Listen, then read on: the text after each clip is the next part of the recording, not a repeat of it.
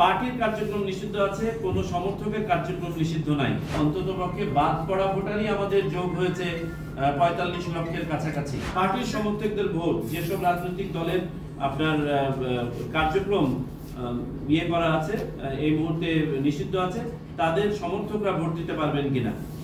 পার্টির কার্যক্রম নিষিদ্ধ আছে, কোনো সমর্থকের কার্যক্রম নিষিদ্ধ নাই, সুতরাং তারা ভোট দিতে পারবেন।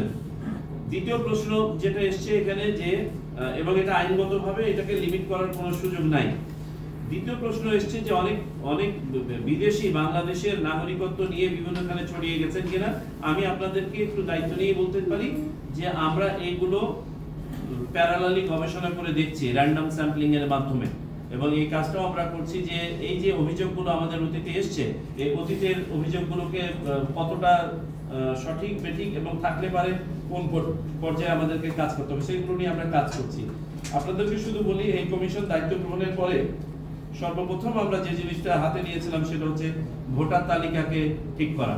তার কারণে এই ভোটার তালিকা নিয়েও তো অনেক ধরনের ডিবেট ছিল, এবং আমরা এটা ঠিক করতে গিয়ে দেখলাম অন্ততপক্ষে বাদ পড়া ভোটারই আমাদের যোগ হয়েছে ৪৫ লক্ষের কাছাকাছি, যারা অতীতেই আপনার ভোটার হওয়ার যোগ্যতা অর্জন করেছেন, কিন্তু এই ভোটের প্রতি আগ্রহ হারিয়ে ফেলে তারা কোনোদিন নিবন্ধন সম্পন্ন করেন নাই, যেটা প্রবাসেও হয়েছে।